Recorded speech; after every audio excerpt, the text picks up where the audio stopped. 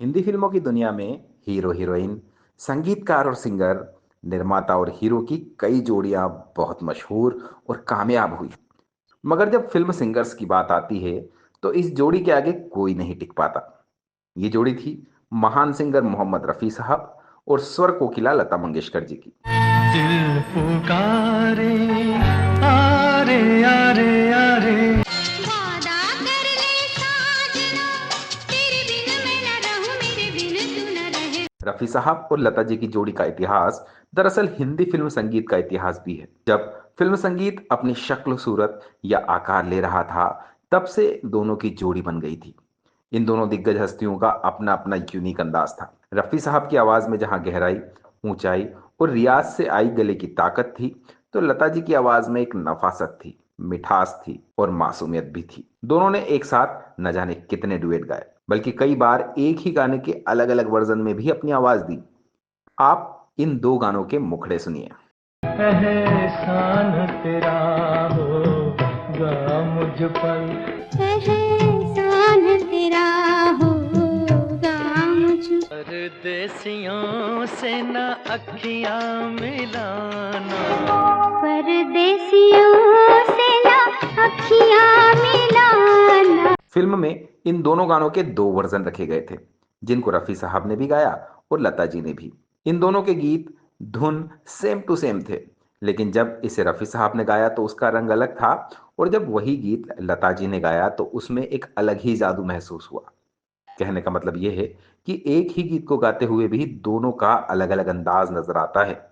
महबूब तुझे मेरी मोहब्बत की कसम। याद है मुझको मेरी उम्र की पहली वो घड़ी। लेकिन क्या आप जानते हैं कि एक बार लता जी को रफ़ी साहब की ही स्टाइल में गाने की हिदायत दी गई थी, जिससे वो भड़क गई थी और संगीतकार को उनकी नाराजगी का शिकार होना पड़ा था। मैं आपको रफ़ी साहब और लता जी के इस डुएट गाने से जुड़ा ऐसा ही लाजवाब किस्सा बताने जा रहा हूं। तो आपसे रिक्वेस्ट है कि इसे पूरा देखिए, और चैनल पर अगर नए आए हैं तो सब्सक्राइब भी कर लीजिए। चलिए शुरू करते हैं गीत और संगीत का ये सुरीला सफर। आज का ये वाकया है 1961 की मशहूर फिल्म जंगली की रिकॉर्डिंग का। जंगली उस दौर की सबसे बड़ी हिट फिल्म थी। ब्लैक एंड व्हाइट फिल्मों के युग में यह पहली रंगीन रोमांटिक फिल्म थी, जिसने रिलीज होते ही दर्शकों का दिल जीत लिया। इसी फिल्म से शम्मी कपूर की याहू वाली इमेज बनी थी, जिसने उनकी स्टार पावर को आसमान पर पहुंचा दिया था। चाहे कोई मुझे जंगली कहे, कहने दो जी कहता रहे। जंगली का संगीत उस दौर के सबसे कामयाब संगीतकार जोड़ी शंकर जयकिशन ने दिया था, और गाने लिखे थे उनके फेवरेट शैलेंद्र जी ने और हसरत जयपुरी साहब ने। इन चार दिग्गजों की संगीतकार और गीतकार की जोड़ी जिस फिल्म से जुड़ती थी, उसे हिट होने से कोई नहीं रोक सकता था। उनकी बाकी फिल्मों की तरह जंगली के सभी गीत जबरदस्त हिट हुए। काश्मीर की कली हूँ मैं, मुझसे ना रूठो बाबूजी। जा जा जा मेरे बचपन, कहीं जा के छुप ना दो। दिन सारा गुजारा तोरे अंगना, अब जाने दे मुझे मोरे सजना। या करूं मैं क्या, सुकू सुकू खो गया दिल में। मगर इन गीतों में जिस गाने ने सबसे ज्यादा धूम मचाई, उसे हसरत जयपुरी साहब ने लिखा था। शंकर सिंह और जयकिशन पांचाल भले ही एक ही जोड़ी के नाम से संगीत देते थे, पर ये गानों की धुन अलग अलग बनाते थे। फिल्म का कोई गाना शंकर सिंह जी बनाते थे तो कोई गाना जयकिशन जी। ये कहा जाता है कि शैलेंद्र जी के गानों की धुन शंकर सिंह जी बनाते थे और हसरत साहब के गानों को जयकिशन जी सुरों से पिरोते थे। इसलिए जिस गाने की मैं बात कर रहा हूं, उसे जयकिशन जी ने संगीत दिया होगा। उनका ये गाना सबसे लोकप्रिय रहा। एहसान तेरा होगा मुझ पर दिल। जंगली के लिए ये गाना शुरुआत में सिर्फ मोहम्मद रफ़ी साहब की आवाज में रखा गया था, लेकिन फिल्म की प्लानिंग होने से लेकर शूटिंग होने तक कई नई चीजें जुड़ जाती हैं और कई हटा दी जाती हैं। तो इसी तरह जंगली बनने के दौरान कहानी में कई तरह के बदलाव आए, और ये फाइनल किया गया कि इस गाने को फिल्म का थीम सॉन्ग बना दिया जाए। थीम सॉन्ग फिल्म की आत्मा होता है और अक्सर फिल्म में कई बार आता है। इसलिए इसका एक वर्जन हीरो शम्मी कपूर पर रखा गया और दूसरा वर्जन हीरोइन सायरा बानो पर फिल्मांकन किया गया। एहसान तेरा होगा मुझ पर दिल। उस दौर में रिकॉर्डिंग स्टूडियो बहुत सीमित होते थे और बहुत मारामारी होती थी। इसलिए ज्यादातर बड़े संगीतकार इन स्टूडियो की एडवांस बुकिंग कर लिया करते थे। जंगली के शूटिंग के दौरान की बात है कि जब लता जी वाले वर्जन पर सायरा बानो पर इस गाने का फिल्मांकन करने की बारी आई, तब शंकर जयकिशन साहब के पास कोई रिकॉर्डिंग स्टूडियो उपलब्ध नहीं था। लता जी भी कहीं बिजी थी, पर इस गाने की शूटिंग को टाला नहीं जा सकता था। इसलिए निर्देशक ने फैसला किया कि सायरा बानो के लिए गाने की शूटिंग रफ़ी साहब के गाए हुए गीत पर ही करा ली जाए। इसे डमी कहा जाता है, जिसमें डबिंग के दौरान आवाज रिप्लेस कर दी जाती है।